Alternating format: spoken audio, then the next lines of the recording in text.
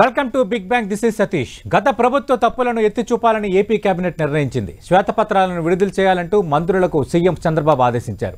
7 అంశాలపై ప్రభుత్వం శ్వేతపత్రాలను విడుదల చేయనుంది. శ్వేతపత్రాల విడుదల ద్వారా ప్రభుత్వం కోరుకుంటుందేంటి? వైట్ పేపర్ విడుదలపై వైసీపీ రియాక్షన్ ఏంటి? ఏపీలో హాట్గా వైట్ పేపర్ వార్ మారబోతోందా? ఇదే అంశంపై బిగ్ బ్యాంగ్ డిబేట్లో మాట్లాడబోతున్నాం. చర్చలో పాల్గొంటున్నారు వైఎస్ఆర్ కాంగ్రెస్ పార్టీ నుంచి ఆ పార్టీ అధికార ప్రతినిధి కొండా రాజీవ్ గారు, అలాగే భారతీయ జనతా పార్టీ నుంచి ఆ పార్టీ సీనియర్ నేత ప్రస్తుతం అధికార ప్రతినిధిగా ఉన్న భానుప్రకాష్ రెడ్డి గారు. మరకాసేపట్లో ఫోన్ లైన్లో టీడీపీ అధికార ప్రతినిధి విద్యాసాగర్ గారు జాయిన్ కాబోతున్నారు. రైట్, కొండా రాజీవ్ గారు, మనం చూసాం కొత్త ప్రభుత్వం తొలి కేబినెట్ సమావేశం నిన్న జరిగింది. హామీల అమలుపైన కొంత స్పష్టత ఇచ్చారు. హామీల అమలుపై ఏ విధంగా వెళ్ళబోతున్నామో చెప్పారు. అలాగే ముఖ్యమంత్రి చంద్రబాబు నాయుడు సంతకాలు చేసిన 5 అంశాలపై ఒక స్పీడప్ చేసేటట్టుగా ఒకటి కేబినెట్ ఆమోదముద్ర వేయడం, రెండోది అది ఎప్పటి నుంచి అమలుకు సంబంధించి దానిపై కొంత స్పష్టత, ఇవన్నీ జరిగాయి. వీటికి మించి 7 అంశాలపై వైట్ పేపర్ అంటే శ్వేతపత్రాలు విడుదల చేయాలని కేబినెట్లో నిన్న ముఖ్యమంత్రి చెప్పారు మంత్రులకి. 28 నుంచి జూలై 18 వరకు శ్వేతపత్రాలను విడుదల చేయాలని నిర్ణయించారు. 2-3 రోజులకి ఒక్కొక్క శ్వేతపత్రం. ఆ శాఖలు కూడా మీకు ఒకసారి చదివి వినిపిస్తాను. పోలవరంపై ఒక శ్వేతపత్రం, అమరావతిపై ఒక శ్వేతపత్రం, విద్యుత్పై ఒక శ్వేతపత్రం, లిక్కర్ అండ్ ఎక్సైజ్పై ఒక శ్వేతపత్రం, లా అండ్ ఆర్డర్పై ఒక శ్వేతపత్రం, అలాగే స్పెసిఫిక్గా ఆర్థిక శాఖపై ఒక శ్వేతపత్రం. దీనిపై మీ కామెంట్ ఏంటి? సతీష్ గారు, మీకు మీతో పాటు పాల్గొన్న ప్యానలిస్ట్కి 10 టీవీ న్యూస్ ఛానల్ వీక్షకులందరికీ కూడా నా హృదయపూర్వక నమస్కారాలు, శుభోదయం, గుడ్ మార్నింగ్. ముందుగా ఒకటి ఏంటంటే, భారతదేశం T20 వరల్డ్ కప్ లో సెమీఫైనల్ కి వెళ్ళినందుకు భారతదేశ తరపున అందరికి కూడా శుభాకాంక్షలు తెలియజేస్తున్నాను టీం సభ్యులందరికీ. ఒకటి, ఇక రాజకీయంగా వస్తే శ్వేతపత్రాలు విడుదల చేస్తా ఉన్నారు. అయితే ఈ శ్వేతపత్రాలు ఏ సంవత్సరం నుండి ఏ సంవత్సరం వరకు? కేవలం 19 నుంచి 24 మధ్య శ్వేతపత్రాలు రిలీజ్ చేస్తారా, లేకపోతే 14 నుంచి 24 వరకు ఈ 10 ఏళ్ల పాటు సంబంధించినటువంటి అంశాలను కూడా క్రోడీకరిస్తూ శ్వేతపత్రం రిలీజ్ చేస్తారా అన్నటువంటి దాని ప్రభుత్వం నుండి నిన్న మాట్లాడినటువంటి కొలుసు పార్థసారథి గారు ఎవరైతే కేబినెట్ నిర్ణయాలు మీడియా ముందుకు వచ్చి చెప్పారో ఆయన స్పష్టత ఇవ్వాల్సిన అవసరం ఉంది. అంటే గత ప్రభుత్వ పాలనపై, అంటే మీ పాలనపై, అంటే 2019 నుంచి 2024 స్పెసిఫిక్ గా కేబినెట్ లో చర్చకు వచ్చింది. పార్థసారథి కూడా దానిపై కొంత క్లారిటీ ఇచ్చారు. ఓకే, ఇప్పుడు మేమేం అడుగుతున్నాం అంటే, ఎందుకు గత 5 ఏళ్ళు, వై నాట్ గత 10 ఏళ్ళు? 5 ఏళ్ళు ఇప్పుడు మా పాలన మీద మీరు అధికారంలో ఉన్నారు, మేము ప్రతిపక్షంలో ఉన్నాం, మీరే అంటున్నారు మాకు ప్రతిపక్ష హోదా కూడా లేదు, 11 మంది సభ్యులే, చాలా బలహీనంగా ఉన్నాం అసెంబ్లీలో మీరు అంటున్నారు కదా. మరి అంత బలహీనమైనటువంటి మేమే ధైర్యంగా రిలీజ్ చేయండి శ్వేతపత్రం అంటున్నాం, మాకేం అభ్యంతరం లేదు అని చెప్తున్నాం.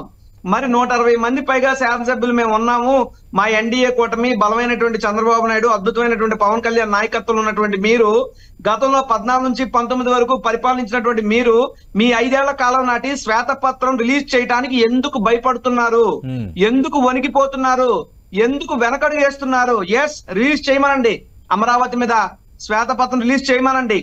గత అప్పుడు 14 నుంచి 19 మధ్యలో అసలు ఎందుకు గ్రాఫిక్స్ కోసం ఎంత కేటాయించారు, డిజైన్ల కోసం ఎంత కేటాయించారు, సెక్రటేరియట్ ఎందుకు డ్యామేజ్ అయ్యింది, అసెంబ్లీ స్పీకర్ ఛాంబర్ లో ఎందుకు నీళ్లు కారాయి, వీటన్నిటి మీద కూడా శ్వేతపత్రం రిలీజ్ చేయమని మేము డిమాండ్ చేస్తున్నాం.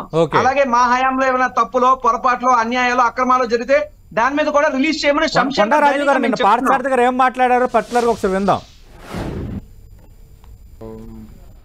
7 వైట్ పేపర్స్ కూడా ప్రభుత్వం విడుదల చేయబోతుంది. ఇప్పటి నుంచి 7 శ్వేతపత్రాలని విడుదల చేయబోతుంది ప్రభుత్వం.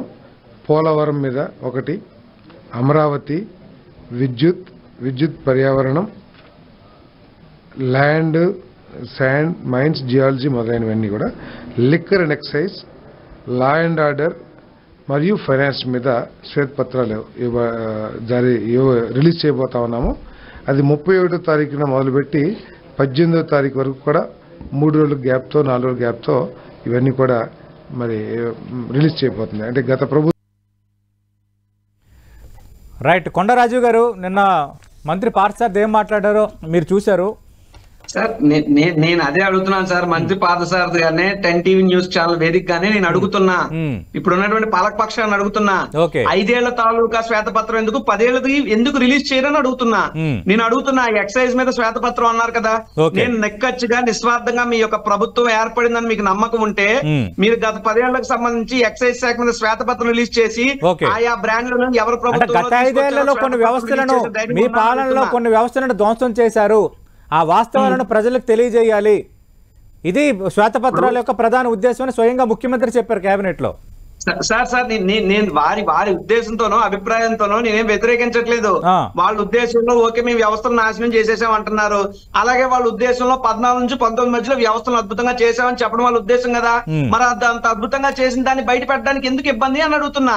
ఇప్పుడు మేము ధ్వంసం చేసామంటున్నారు, లేదు చేయలేదని మేము ధైర్యంగా ఉన్నాం, రిలీజ్ చేయమని చెప్తున్నాం, ఓపెన్ గానే అడుగుతున్నాం, మాకేం అభ్యంతరం లేదని చెప్తున్నాం. మరి అలాగే 14 నుంచి 19 కూడా రిలీజ్ చేయొచ్చు కదా. భానుప్రకాష్ రెడ్డి గారు కేవలం 5 ఏళ్లకే శ్వేతపత్రాలు ఎలా విడుదల చేస్తారు, 2014-19 మధ్య జరిగిన నిర్ణయాలకు సంబంధించి కూడా శ్వేతపత్రం విడుదల చేయాలి అంటే 2019 నుంచి 24 వరకు శ్వేతపత్రాలు విడుదల చేస్తున్నారు, వ్యవస్థలేమో ధ్వంసం అయ్యాయి అంటున్నారు.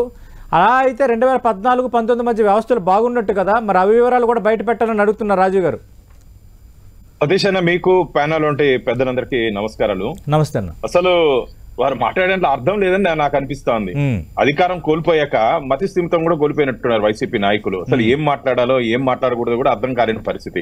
మీరు అధికారంలో ఉన్నారు 2019 నుంచి 24 వరకు. మీరెందుకు 5 సంవత్సరాల్లో గత ప్రభుత్వంలో చేసినటువంటి ఈ తప్పుని ఎత్తి చూపలేకపోయారు?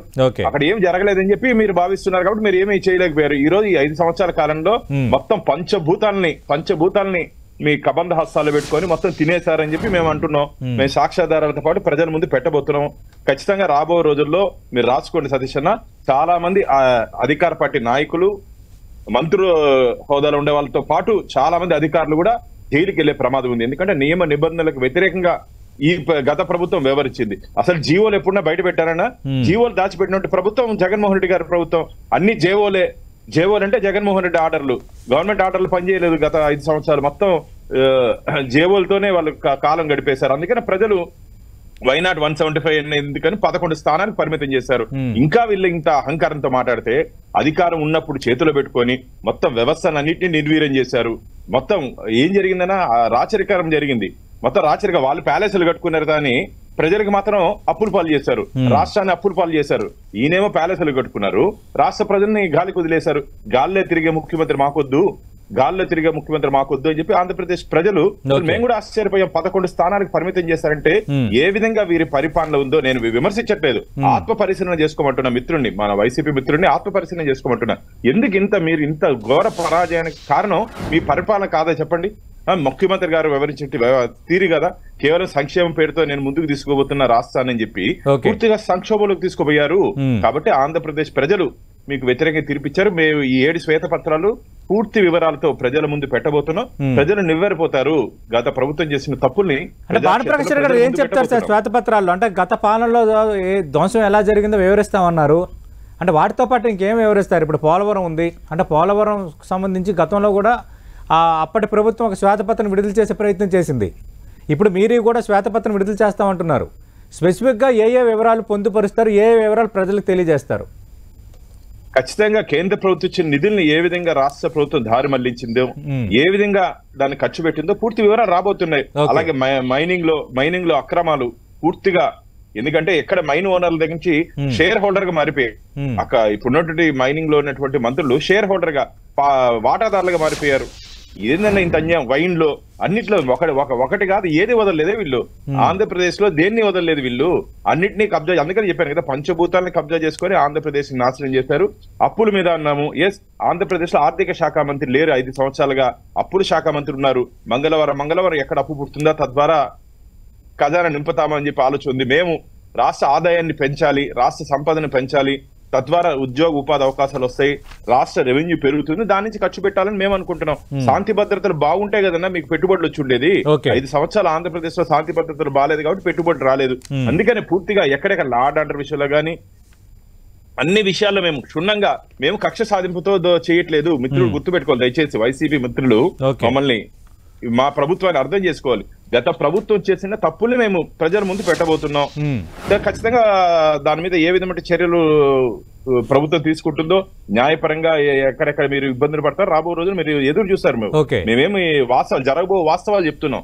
జరగబో వాస్తవం మిత్రుడికి తెలియదేమో అధికార పార్టీలో ఏం జరిగిందో. మాకు తెలుసు అధికార పార్టీలో ఏమేం జరిగింది, ఎక్కడెక్కడ కొల్లగొట్టారు, ఎంత కొల్లగొట్టారు, ఈ రోజు ఎవరెవరు ఎన్ని వందల కోట్ల వేల కోట్ల రూపాయల అధిపతులు అయ్యారో పూర్తి వివరాలతో పాటు రాబో రోజుల్లో ఆంధ్రప్రదేశ్ ప్రజల ముందు మేము పెట్టబోతున్నాం. రైట్. కొండరాజు గారు అంటే ఇప్పుడు శ్వేతపత్రాలు విడుదల కాకముందే 2014-19 మధ్య కూడా వివరాలు పొందుపరచాలని ఎందుకు అడుగుతున్నారు? ఇంకా వాళ్ళు రిలీజ్ చేసిన తర్వాత మీరు వివరణ ఇవ్వడానికి స్కోప్ ఉంటుంది కదా. ఒకవేళ వాళ్ళు శ్వేతపత్రంలో తప్పులు చెప్తే తప్పులను ఎత్తు చూపడానికి కూడా మీకు అవకాశం ఉంటుంది కదా. ఎందుకు ముందుగానే మీరు భుజాలు తడుముకుంటున్నారు వైఎస్ఆర్ కాంగ్రెస్ పార్టీ నేతలు?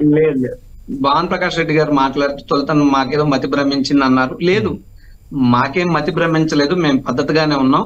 అయితే ఆ మతి భ్రమించడానికి గల కారణం చెప్పుకొస్తూ 175 ఎక్స్పెక్ట్ చేశారు, 11 సీట్లకు వచ్చి మతి భ్రమించిపోయింది వీళ్ళందరికీ అన్నారు. నిజమే, మేము 175 ఎక్స్పెక్ట్ చేసాం. మరి మీ నరేంద్ర మోడీ గారు మీ యొక్క భారతీయ జనతా పార్టీ 400 సీట్లు ఎక్స్పెక్ట్ చేశారు. మరి 400 సీట్లు ఎక్స్పెక్ట్ చేసి ఆ పక్క చంద్రబాబు ఈ పక్క నితీష్ కుమార్ లేకపోతే చతికిలు పడిపోయిన పరిస్థితిలో ఉన్న మీ మతులు ఎంత భ్రమించి ఉంటాయి? అంటే ఒక వ్యక్తిని అంటాం చాలా సులువు, ఆ వ్యక్తి తిరిగి నుంచి సమాధానం స్వీకరించేటప్పుడే బాధ కలుగుతుంది. భానుప్రకాష్ రెడ్డి గారు, మీరంటే నాకు వ్యక్తిగతంగా గౌరవం ఉంది, మీరు మాట్లాడినప్పుడు నేను మౌనంగా ఉన్నా, నా మాట కూడా దయచేసి మీరు స్వీకరించాలని కోరుతున్నా.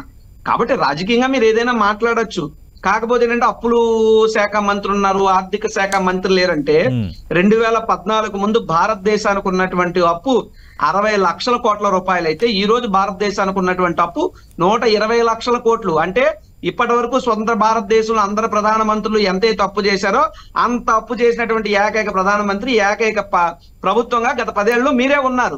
కాబట్టి మీరు గులివింద గింజ సామెత లెక్క మీ కింద నలుపెట్టుకుని ఎదుటి చూసి నువ్వు నల్లగా ఉన్నావు అన్నటువంటి వెక్కిలి మాటలు మాట్లాడితే ఒక చూపు మీరు మా వైపు చూపిస్తే 14 లక్షల కోట్ల వరకు అప్పు చేశారని కదా టీడీపీ ఆరోపిస్తున్నది.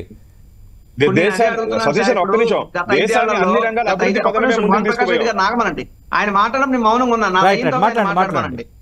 ఇప్పుడు భానుప్రకాష్ రెడ్డి గారు ఇందాక మాట్లాడుతూ గతంలో కేంద్ర ప్రభుత్వం ఇచ్చిన నిధులేవో మేము మళ్లించేసామని, ఇంకేదో జరిగిపోయిందని, ఇంకేదో జరిగిపోయిందంటే మరి అప్పుడు మీరు కేంద్ర ప్రభుత్వంగా మీరు ఉన్నారు కదా, ఇమీడియట్ గా మీరు ఎందుకు యాక్షన్స్ తీసుకోలేదు? ఇప్పుడు ఉదాహరణకు అనేక రాష్ట్రాల్లో మీకు నచ్చలేని వారినో మీకు నచ్చిన వారిలో కేసుల్లో మంచడం, కేసులను తప్పించడం ఇవన్నీ తెలిసినవే కదా. ఇప్పుడు శ్వేత పత్రాలు, ఇంకోటో సంక్షోభం ఏదైనా చేయొచ్చు, ఏదైనా అధికారుల మీద చర్యలో లేదా మంత్రుల మీద చర్యలో ఇంకోటి అంటున్నారు. We are ready to face sir. ఈ రోజు మీరు కేజ్రీవాల్ గారిని తీసుకెళ్లి లోపల పెట్టారు, ఇంకోని తీసుకెళ్లి లోపల పెట్టారు. ఈ రోజు మీ యొక్క పాలనలో మీతో అవునంటే మంత్రి, మీతో కాదంటే కంత్రి అనే పరిస్థితి ఉంది. భారతదేశం మొత్తం తెలిసింది. మీతో అవునంటే ఏ ఇబ్బందులు ఉండదు, నువ్వు అంటే అరగంటలో సిబిఐ, పావు గంటలో ఈడీ, 10 నిమిషాల్లో ఐటీ, మీకు తెలిసిన కొండరాజు గారు ఇక్కడ భారతీయ జనతా పార్టీకి ఇక్కడికి సమస్య కాదు. ఇక్కడ భారతీయ జనతా పార్టీ, టీడీపీ, జనసేన కలిసి ఇక్కడ కూడా ఎన్డీఏ ప్రభుత్వం ఉంది. ఇక్కడ ఎన్డీఏ ప్రభుత్వం కేబినెట్ మీటింగ్ లో తీసుకున్న నిర్ణయం శ్వేతపత్రాలు విడుదల చేయాలని కాబట్టి చెప్పాల్సి వచ్చింది. లేదు అనుకుంటే మేము ఒకటే అడుగుతున్నాం. ఇప్పుడు మీరు అన్నారు ఇప్పుడు ఈ 5 ఏళ్ల తాలూకా శ్వేతపత్రం చూసి అప్పుడు మీరు మాట్లాడొచ్చు కదా అని. సరే, మేమేం దేనికి భయపడలేదు, మేమే తప్పులు చేయలేదు, మా వల్ల ఏ లోపాలు జరగలేదని మేము భావిస్తున్నాం. అయితే ఓటమికి గెలుపుకి కారణాలు తప్పొప్పులే అయితే అది వేరే విషయం. భారతదేశ రాజ్యాంగాన్ని నిర్మించినటువంటి డాక్టర్ బాబాసాహెబ్ అంబేద్కర్ గారు ఓడిపోయిన ప్రజాస్వామిక చరిత్రలో అంత మాత్రాన్ని అంబేద్కర్ గారు తప్పులు చేసినట్టు లోపాలు చేసినట్టు కాదు. కాబట్టి ఏమిటంటే ఏదైనా పాలనా పరంగా మా లోపాలు కొన్ని ఉండొచ్చు, దాన్ని మేము సరిదిద్దుకుంటాం అంతే తప్ప గత మా 5 ఏళ్ల పాలనలో కూడా అన్ని తప్పులే జరిగినాయి అని చెప్పి ఎత్తి చూపే ప్రయత్నం చేసుకోవడానికి వీళ్ళకి అధికారం ఇవ్వలేదు, ప్రజలకు మంచి చేయడానికి ఇచ్చారు. కాబట్టే మేము అడుగుతున్నాం, మీరు నిర్మలంగా, నిస్వార్థంగా, నీతి నిజాయితీగా శ్వేతపత్రంతో ముందుకొచ్చే ఉద్దేశం ఇప్పుడు ప్రభుత్వానికి ఉంటే why only 19 to 24, why not 14 to 19 అని అడుగుతున్నా. చేతనైతే రిలీజ్ చేయమనండి, లేదంటే ఊరుకోమనండి, మాకేం అభ్యంతరం లేదు. ఓకే, భానుప్రకాష్ రెడ్డి గారు 240 అని చెప్పారు మాకు. ఎస్, మేము గర్వంగా చెప్తున్నాం. 240 ఎక్కడ, 11 ఎక్కడ, 3 డిజిట్ నుంచి 2 డిజిట్లు పరిమితమైనారు. మేము 3 డిజిట్లు 3 డిజిట్ నుంచి 3 డిజిట్ లోనే ఉన్నాం. మిత్రులు అర్థం చేసుకోవాలి రాజుగారు దాన్ని.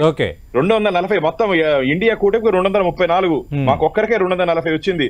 ఏ విధంగా ప్రజలు తీర్పిచ్చారో ఒకసారి మీరు అర్థం చేసుకోవాలి. 240 అంటే చాలా అంత తక్కువ ఫిగర్ కాదు మిత్రమా.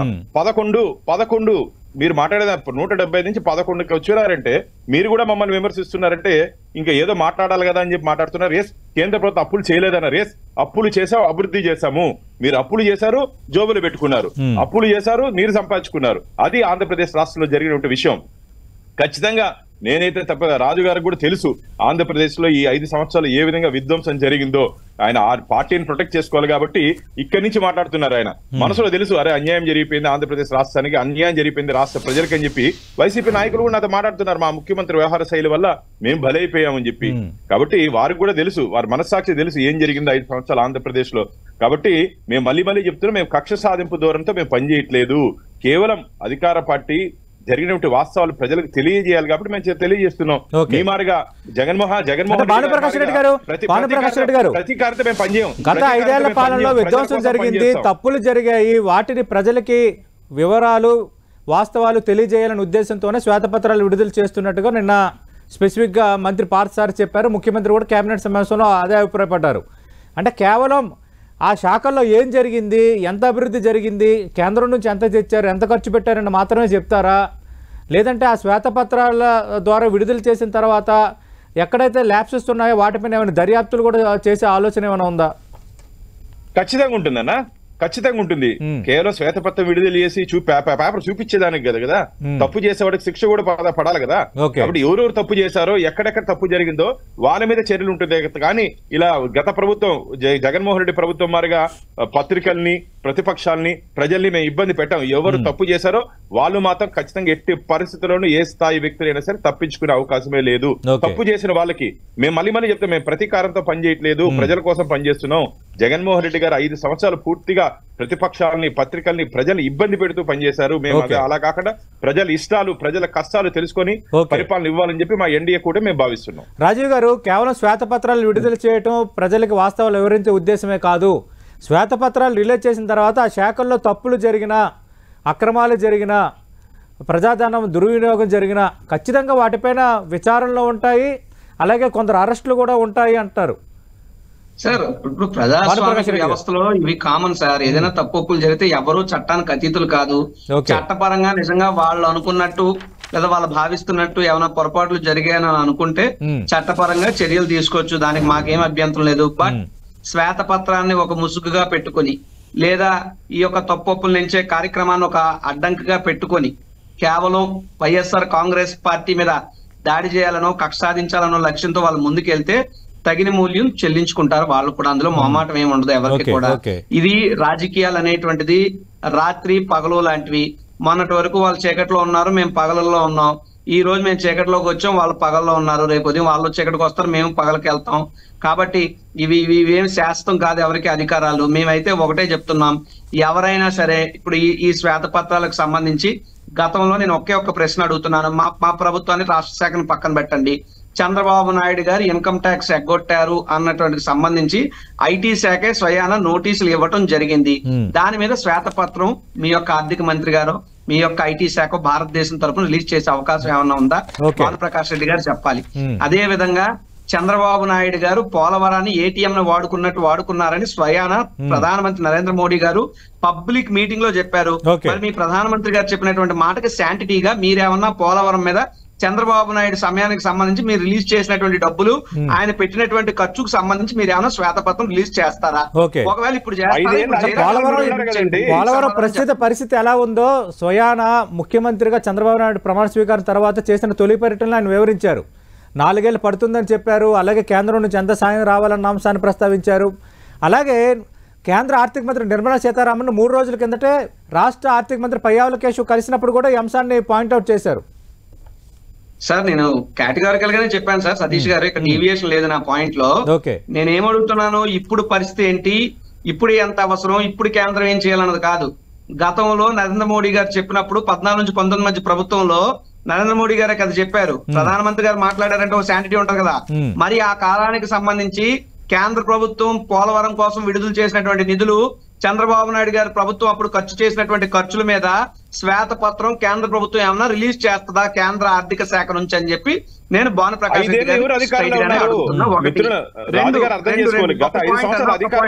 మర్చిపోయినట్టున్నారు. అధికారంలో మీరుండి కూడా 5 సంవత్సరాలు మీరు మొత్తం అధికార వ్యవస్థనన్నింటినీ మీ చేతిలో పెట్టుకొని మీరు ఎందుకు రిలీజ్ చేయలేకపోయినారు? ఏదైనా తప్పులు జరుగుంటే మీరు ఎందుకు చేయలేకపోయినారు? అధికారం మీ చేతిలో పెట్టుకొని మొత్తం పోలీస్ డిపార్ట్మెంట్ ఉంది, మొత్తం రెవెన్యూ ఉంది మీ చేతుల్లో. మీరు ఎందుకు 5 సంవత్సరాలు నిద్రపోయారో చెప్పండి.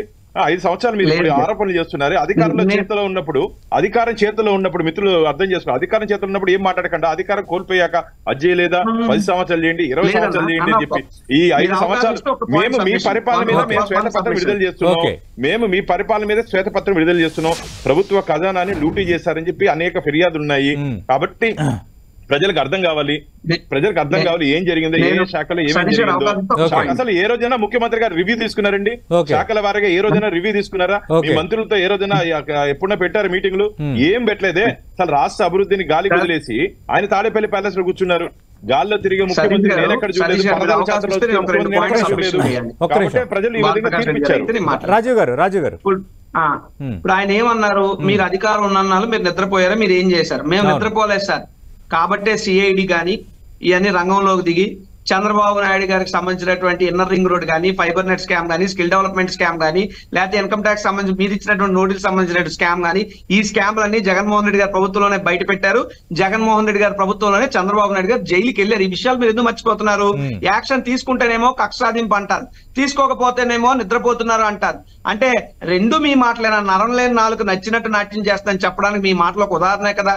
దయచేసి ఈ రకమైనటువంటి మాటలు మాట్లాడదు. రివ్యూ పెట్టలేదా? జగన్మోహన్ రెడ్డి గారు రివ్యూలు పెట్టలేదంటే మీరు అంటున్నటువంటి మాటలు ఎలా ఉన్నాయంటే పిల్లి కళ్ళు మూసుకుని పాలు తాగి దాన్ని ఎవరు చూడలేదు అనుకుంటారు. అలాగే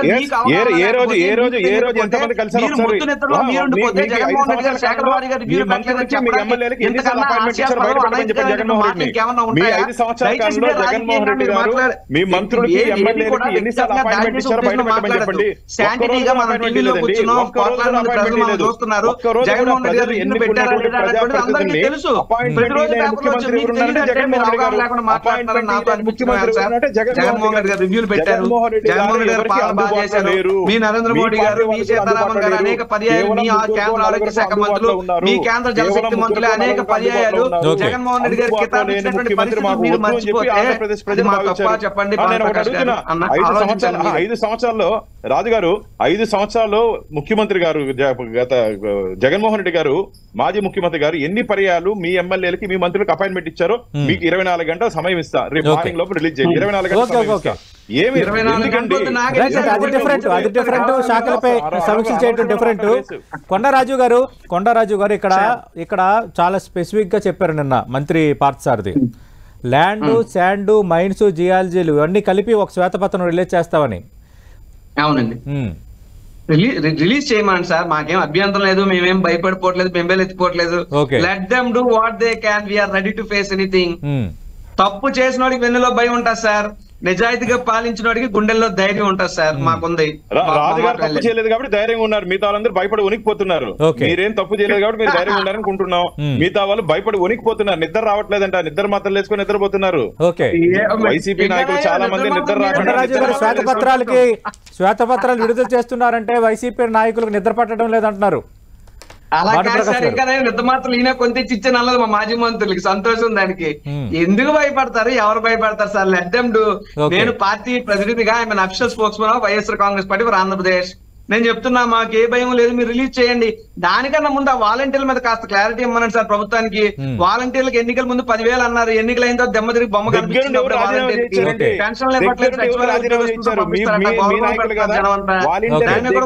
రాజీనామా చేయించింది మీ నాయకులు కదా చెప్పండి.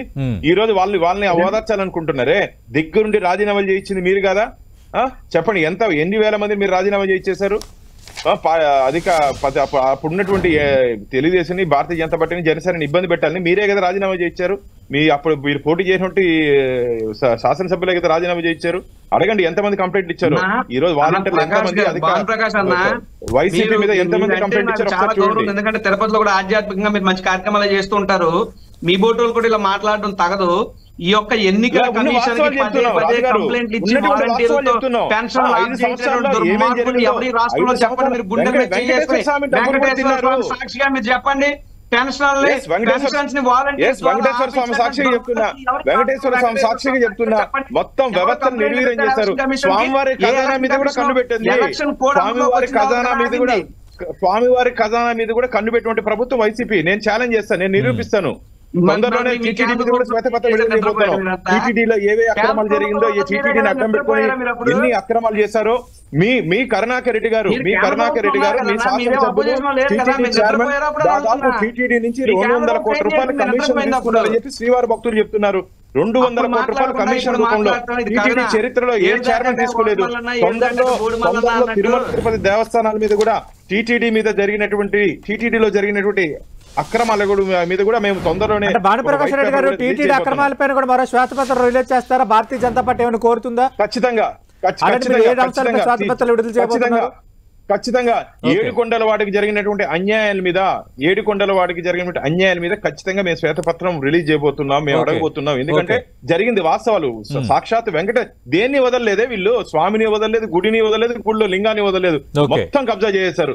కాబట్టి నేను వాస్తవాలు చెప్తున్నా, రాజుగారు కూడా అర్థం చేసుకోవాలి. రాబో రోజులు తెలుస్తుంది ఇవన్నీ ఇష్యూస్ బయట వచ్చిన తర్వాత, అరే ఆ రోజు ఎన్టీవీలో భాను మాట్లాడింది కరెక్ట్, నేను తప్పు మాట్లాడని చెప్పి వారు ఒక అభిప్రాయానికి వచ్చే అవకాశం ఉంది.